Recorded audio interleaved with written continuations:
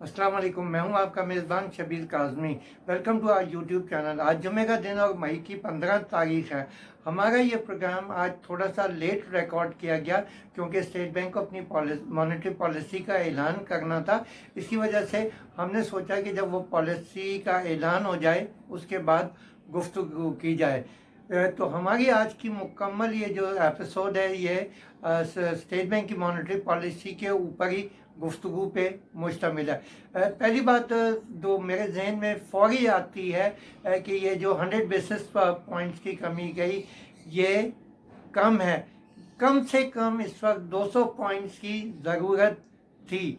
200 points कमी की ज़रूरत थी। उसकी वजह यह है कि देखिए मार्च में हमने टोटल जो था 425 बेसिस पॉइंट्स की कमी की थी और उस वक्त हमें यह भी नहीं पता था कि आने वाले दिनों में क्या होगा, क्योंकि हमारी बहुत सारी मालूमात का ताल्लुक गुजरे हुए क्वार्टर के ऊपर था। अब हमें मालूम है कि वो क्वार्टर जो लॉकडाउन के बाद मार्च का वो हिस्सा जो लॉकडाउन के बाद था और फिर अप्रैल और मई जो लॉकडाउन में गुजरे हैं उसके बाद हमारी मईशत मज़ीद मुश्किलात का शिकार हो गई है, क्योंकि इस दरमियान फैक्ट्रीज भी बंद रहीं, एक्सपोर्ट भी बंद रहीं और दफ्तर भी बहुत सारे बंद रहे और कुछ लोग अपने घरों से काम भी करते रहे। लेकिन ओवरऑल एक इकोनॉमिक एक्टिविटी बहुत ज़्यादा सबड्यूड रही। तो इसलिए ज़रूरत इस वक्त ये थी, वापस कहूँगा कि 100 पॉइंट एक नाकाफ़ी कमी है और इस वक्त स्टेट बैंक को 200 पॉइंट की कम से कम कमी की ज़रूरत थी। हाँ, उन्होंने ये ज़रूर कहा कि अगर वक्त के साथ ज़रूरत पड़ी तो हम इसमें इंटरेस्ट रेट में मज़ीद कमी कर देंगे। लेकिन मेरा एज अ मैनेजमेंट स्टूडेंट ये कहना है कि देखिए हमें जो डैमेज उसको फोर्सी करना होता है और डैमेज से बचने के लिए इकदाम करने होते हैं। जब डैमेज कॉज हो जाए या डैमेज चीज़ों को लग जाए उस वक्त अगर हम फिर मज़ीद इकदाम उठाएं तो वो इतनी देर हो चुकी है कि उसका रिवर्सल प्रोसेस बहुत आसान हो जा नहीं रहता। अब कहानी ये है कि क्यों स्टेट बैंक में सिर्फ 100 बेसिस पॉइंट की कमी क्यों आई।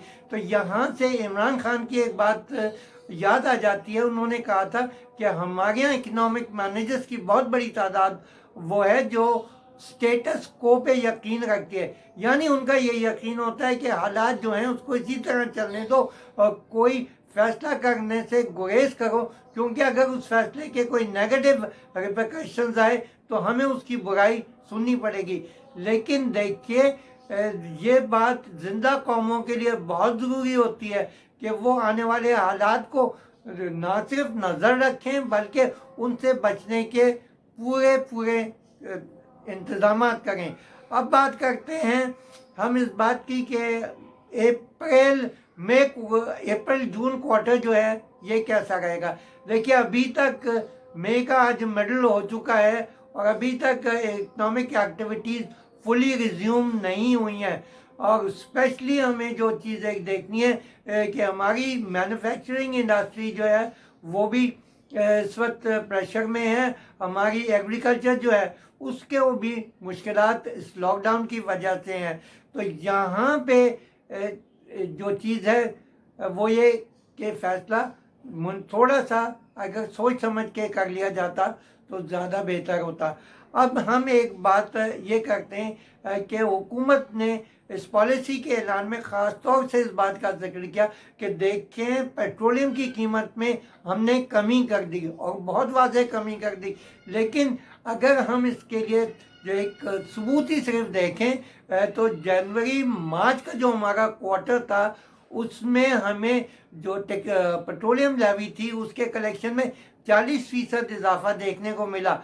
तो अब तो कीमत पेट्रोल की और भी क्रूड ऑयल की और भी ज़्यादा कम हो चुकी है। आज भी हमने जो देखा कि WTI का जो है वो करीबन $25 फी बैरल और ब्रेंट $30 पर फी बैरल पे चल रहा है। और हमारा बेंचमार्क, मैं वापस आप सब लोगों को ये याद दहानी करा दूं कि हमारा पाकिस्तान का बेंचमार्क ना तो WTI है ना ब्रेंट है, हमारा बेंचमार्क लाइट अरेबियन क्रूड है।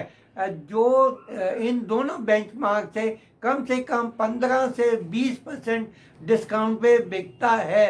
तो ये कहना कि ऑयल की प्राइसेस हमने बहुत कम कर दी, ये शायद कुछ लोगों को तो हजम हो जाए, लेकिन मेरे जैसे लोग जिनको, या मेरी वो टीम के लोग जो मुझे रिसर्च प्रोवाइड करते हैं, ब्रोकेज हाउसेज हैं और वो कमोडिटी के जो ब्रोकर्स हैं, वो जो इंफॉर्मेशन प्रोवाइड करते हैं, उससे ये बात पता चलती है कि हमारे यहाँ कॉरस्पॉन्डिंगली जितनी तेल की कीमत कम हुई, उतना पेट्रोलियम प्रोडक्ट की कीमत में कमी नहीं की गई।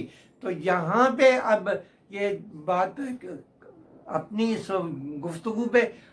गुफ्तगू को इस पॉइंट पे ख़त्म करूँगा कि देखें, फिर ये चीज़ सामने रखें। और स्टेट बैंक से मेरी गुजारिश है कि प्लीज़ आप रेगुलरली मॉनिटर करें। देखिए, आपको इस वक्त सबसे अच्छी चीज़ स्टेट बैंक को जो मैसर है वो ये है कि IMF और वर्ल्ड बैंक की फुल सपोर्ट आपको हासिल है। तो इस वक्त आप जो करेक्टिव मेजर्स ज़्यादा आसानी से ले सकते हैं, प्लीज़ उनको जल्दी लीजिए, ताकि इकॉनमी को हम जल्दी से वापस ट्रैक के ऊपर लाएं और जो हमारी एक्सपोर्ट हैं वो रिवाइव हो सकें, हमारी इंडस्ट्रीज चल सकें।